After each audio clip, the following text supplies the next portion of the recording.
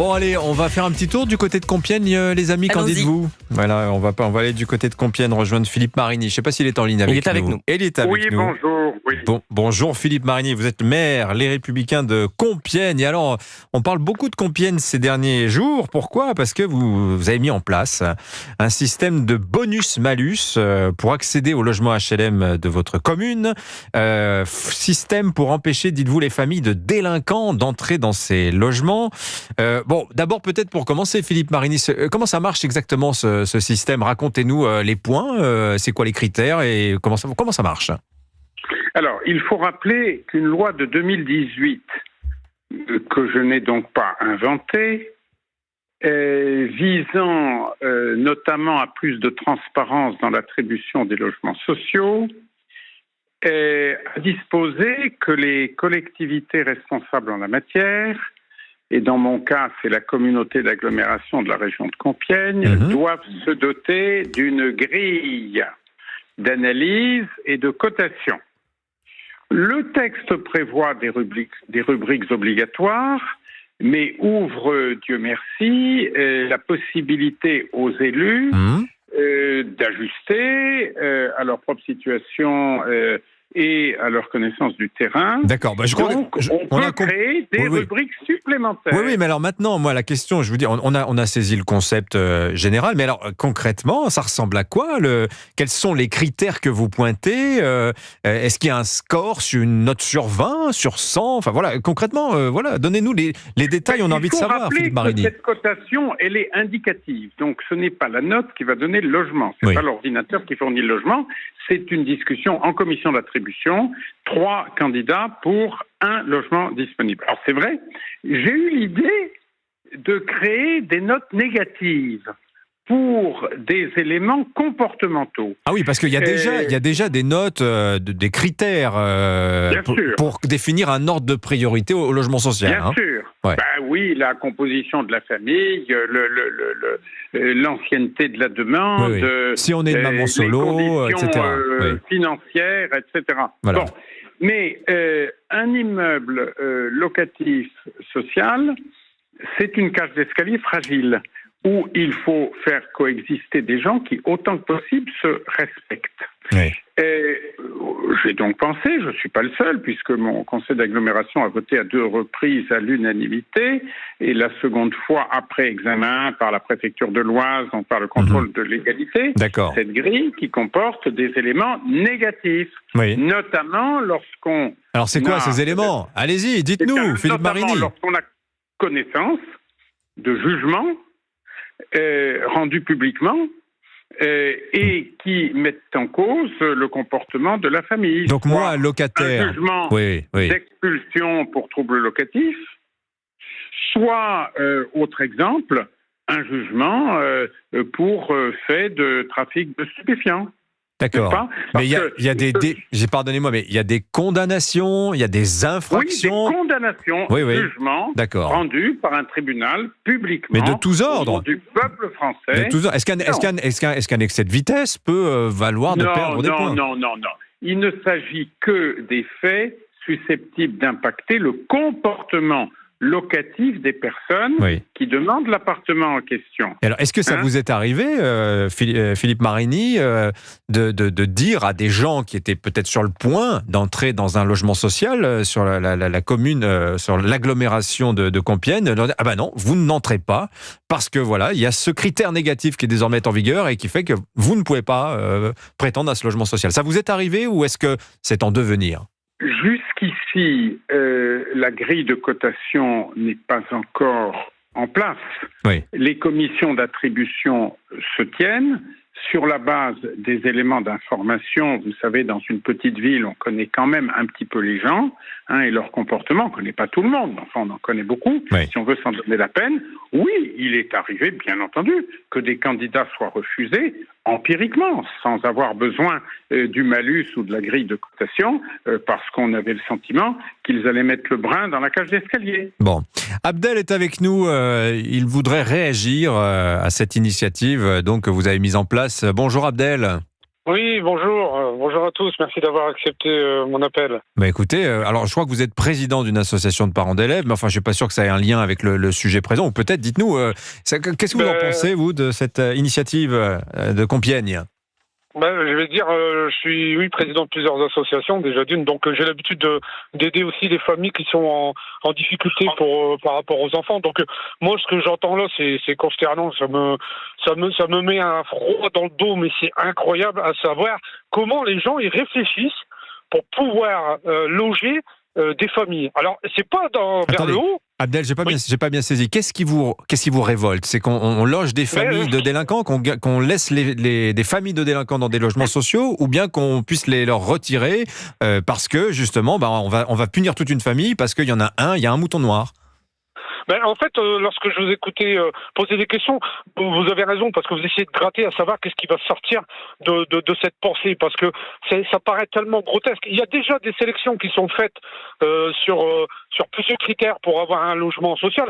Moi, ce que j'aimerais, c'est qu'un jour, on puisse se mettre à savoir quelles sont les personnes aisées qui habitent dans des HLM alors qu'ils pourraient habiter ailleurs. Ça, ce serait bien aussi dans la sélection, mais ils ne le feront pas. Donc, un délinquant, je suis d'accord qu'un délinquant doit être réprimandé par la justice et payé s'il y a des faits. Mais c'est pas aux personnes qui louent des logements de sacrifier des familles entières pour une personne. Vous imaginez ça, c'est catastrophique. C'est catastrophique. On va les mettre où, ces familles, lorsqu'ils vont être délogés dans ces HLM ? On va les mettre où ? Est-ce que c'est réellement une solution ? Ouais, mais je vais vous donner un exemple concret. Imaginons la famille d'un dealer qui va gagner 1000, 2000, 3000 euros, 4000 euros par semaine, parce que le deal, ça peut rapporter, et je parle là de petits dealers, ça peut être beaucoup plus, et qui prend un logement social et qui instaure peut-être une terreur au bas de sa cage d'escalier. Ça vous paraît normal dans ces conditions qu'on maintienne, c'est une famille, même si vous me dites le papa, la maman, il est peut-être pour rien. Enfin, peut-être ou peut-être pas. Non ? Qu'en pensez-vous ? En fait, je vais pas vous mentir, moi je suis du côté de Valenciennes et Copon, Anzin, il y a des cages d'escalier où c'est occupé par des personnes que je rencontre, on va dire, de temps en temps, même si je n'habite pas dans ces quartiers-là. Je vais déjà vous rassurer, c'est que les personnes qui s'occupent de cette mafia, de cette drogue, généralement n'habitent pas dans ces tours-là. Voilà, ils n'habitent pas dans ces tours-là. Donc déjà, c'est déjà un voile qui a été mis sur quelque chose qui n'existe pas. Je ne connais pas quelqu'un qui habiterait dans cette tour et se permettrait à la vue de tout le monde de faire du trafic de drogue, parce que la délation, ça va très vite et le problème va vite être réglé. Donc en réalité, c'est de la pacotille. On devrait plutôt s'attaquer à la tête de ceux qui ramènent cette drogue et qui coûtent des milliers d'argent à la société et qui engrainent ces tours d'HLM. Ouais. Là, je vous dirais, c'est un bon combat. Mais de là à aller chercher des petits qui gagnent quelques sommes à droite à gauche et en plus qui n'habitent pas, ça ne sert à rien. Mais j'entends absolument ce que vous dites à Abdel. Après, je suis peut-être un peu plus réservé sur cette idée d'une justice qui se ferait assez naturellement dans les cages d'escalier. Ça peut exister, mais c'est peut-être pas la loi universelle. On va remercier Philippe Marini, le maire de Compiègne, qui était avec nous, qui est appelé à d'autres affaires. Abdel, vous restez avec nous. On continue d'en parler. Les locataires de HLM soumis à un système de bonus-malus. Qu'en pensez-vous ? L'antenne vous est ouverte. 01 80 20 39 21. L'appel est non surtaxé. Dimitri Pavlenko vous accompagne de 11h à 13h sur Europe 1. Dimitri Pavlenko et vous. 01 80 20 39 21. Europe 1. 11h, 13h. Dimitri Pavlenko et vous. On parle... Il est blême, mon HLM et l'amour du 8e. Le HLM, et oui, la chanson de Renaud, on parle du HLM, du bonus-malus qui est en train de mettre en place pour y accéder, pour filtrer davantage les familles. Ah oui, il n'y aurait pas qu'un critère de situation sociale, il n'y aurait pas qu'un critère financier, non, il y a aussi un critère de comportement social. Vous avez une condamnation dans la famille, ça peut vous valoir de ne jamais entrer dans un logement social, voire d'en sortir. On était en ligne avec Abdel qui s'élevait contre cette initiative. Philippe Marini, qui est retenu ailleurs, a tenu quand même à rester un instant avec nous pour réagir. Philippe Marini, bon, vous avez entendu Abdel. Oui. Ce qu'il dit, il y a quand même beaucoup de gens qui le pensent, vous le savez. Oui, mais je reçois beaucoup plus de marques d'approbation que de propos indiquant qu'il n'y a surtout rien à faire, qu'il ne faut rien toucher. et puis qu'après tout, les petits guetteurs sont bien gentils, etc., et que ça doit porter préjudice à personne. Bon, ça, message de facilité, bon, qui en général n'émane pas des habitants des immeubles concernés. Juste une chose, la semaine dernière, dans l'une des tours HLM, la police nationale a fait une très belle opération, a trouvé des quantités réellement très importantes d'héroïne, de crack, de tout ce que vous voulez, plus des armes, une Kalachnikov, des armes de poing. On ne me dira pas. C'est à Compiègne, ça.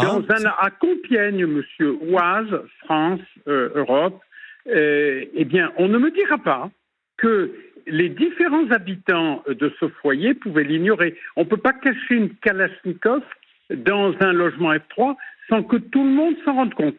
Alors, qu'on cesse avec ces bonnes intentions, ces cris effarouchés, mais sincèrement, ce qui est essentiel pour le bien vivre, pour la paix sociale dans les immeubles, c'est d'éviter des comportements qui amènent dans l'immeuble des gens et des pratiques qui ne devraient pas s'y trouver. Et ceci, logiquement, doit valoir pour les gens qui y sont déjà une expulsion parce que les conditions du bail ne sont pas respectées, et pour ceux qui aspirent à y être, au minimum, un examen un peu réservé de leur candidature. Voilà ce que je voudrais dire à ce sympathique monsieur Abdel.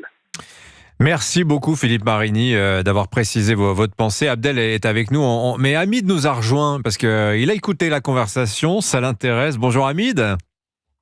Ah non, vous n'êtes pas encore là. Il arrive dans un petit instant. Bon. Mais Abdel est là. Bon, Abdel, vous avez entendu Philippe Marini. Il répond. Oui. Il répond et voilà. Et il exprime aussi une conviction qui est assez partagée. Je vais rajouter une pièce au dossier, si je puis dire. C'est que tout ça se produit aussi, ce débat-là, dans un contexte où c'est vrai que le logement social, c'est archi bouché. Et vous savez, il y a typiquement un jeune couple, monsieur, madame, 25 ans, petit salaire avec un enfant. Bah, écoutez, le logement social, tout le monde leur passe devant. Et quand on voit, c'est vrai, des familles, parfois avec des profils délinquants qui sont dans des logements sociaux qui n'en sortent pas, c'est assez révoltant, Abdel. Alors, c'est une situation, c'est pas la situation universelle. Mais enfin voilà, ça existe aussi. Ben oui, je suis d'accord avec vous, Dimitri. Mais est-ce qu'on a mis un bonus-malus sur justement ces municipalités qui ne construisent pas assez de logements sociaux pour pouvoir accueillir monsieur et madame lambda qui ont un bon comportement et qui demandent qu'à trouver un logement? Les villes prennent des amendes pour ça, vous le savez. Alors je ne sais pas si elles sont vraiment appliquées parce que il y a beaucoup de villes qui préfèrent même payer l'amende que de faire du logement social. Donc voilà, on en arrive à un point où, comme je vous disais tout à l'heure, il est bien gentil ce maire en disant comme quoi il n'y avait pas de solution à part la sienne. Si, il y a énormément de solutions. Et d'abord, il l'a dit lui-même. Mais attendez, Abdel, si j'ai bien compris, vous êtes en train de nous dire, il y a le problème plus général du logement. Il y a une telle concurrence sur les logements qu'on est en train de se battre. Il faut bien trouver des moyens que les plus méritants y accèdent. Voilà, parce que c'est ça. Oui. C'est ça. C'est par le fait qu'il y a un manque de logements sociaux qu'on s'amuse, entre guillemets, à mettre des critères de plus en plus sélectifs pour pouvoir dire, bientôt on va faire sur les communautés, on va dire, par rapport à telle couleur, non, tu n'auras pas le droit à cet appartement, ou un peu plus, on veut pas de cette catégorie de personnes parce que ça ne plaira pas aux autres locataires. Donc ça devient de pire en pire, et ça va devenir peut-être même une guérilla du logement, j'en sais rien, mais ça devient catastrophique. On ne peut pas laisser ces critères se mettre en place. C'est inhumain. C'est inhumain. Et en plus, il a bien résumé à sa réponse, c'est que imaginez-vous que cette famille-là n'aurait pas habité dans cet HLM lorsque la police est intervenue pour faire justement cette découverte, où l'aurait-on trouvé ? Oui, mais après, il faudra faire évidemment la part des responsabilités, parce qu'une famille qui garde de la drogue et qui touche de l'argent pour ça, parfois elle le fait contrainte et forcée, donc c'est parfois très compliqué. Bon, Hamid, dont je parlais...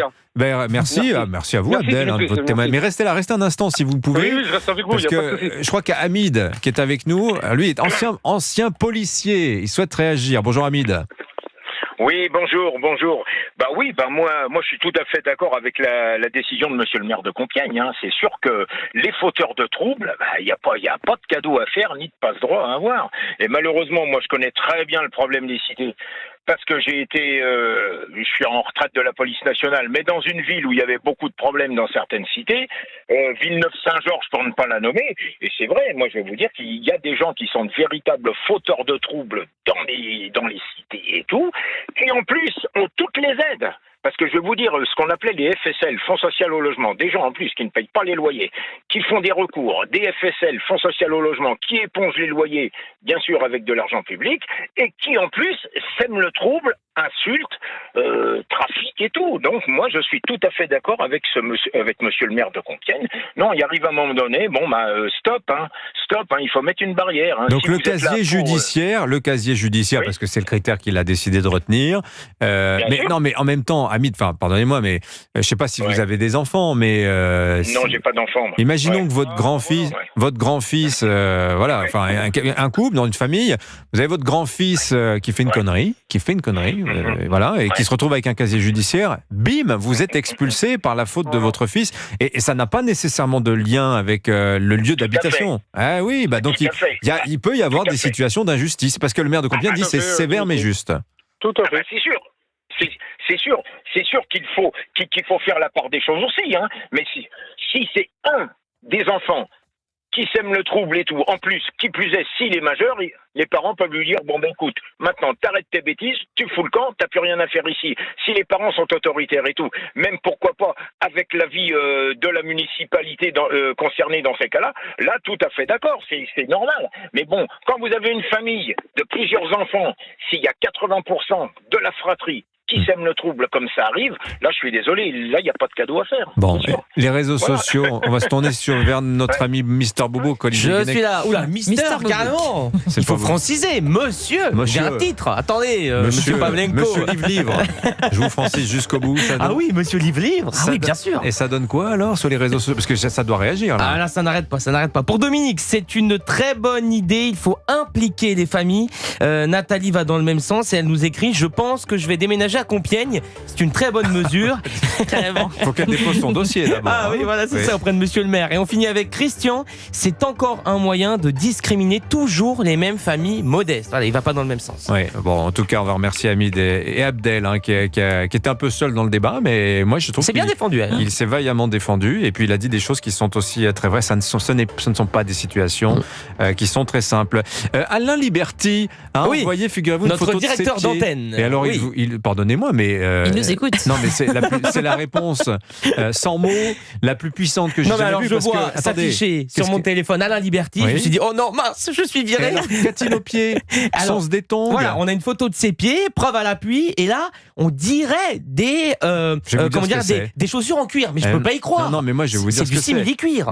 Non, ce sont des derbies, de magnifiques derbies vernis. Oui, ça s'appelle comme ça, monsieur. Qu'est-ce que c'est des derbies? Si comme Pascal Pro, vous aviez une petite culture en matière d'habits classiques, vous distingueriez les Richelieu des derbies, et là ce sont des très belles derbies noires. Mais attendez, mais pourquoi vous regardez votre écran? Vous avez des notes devant vous? Mais oui, bien sûr. Vous avez googlisé? J'ai googlisé. Vous êtes un tricheur. Je suis Liberty. Oh mon Dieu. Oh non. Je m'appelle Alain. C'est une parodie. Oh non. Je suis Liberty. Oh j'ai honte. J'écoute Europe 1. Vous chantez trop, les amis. Non, on ne sait pas qu'on allait la diffuser un jour, celle-ci. Bon, voilà.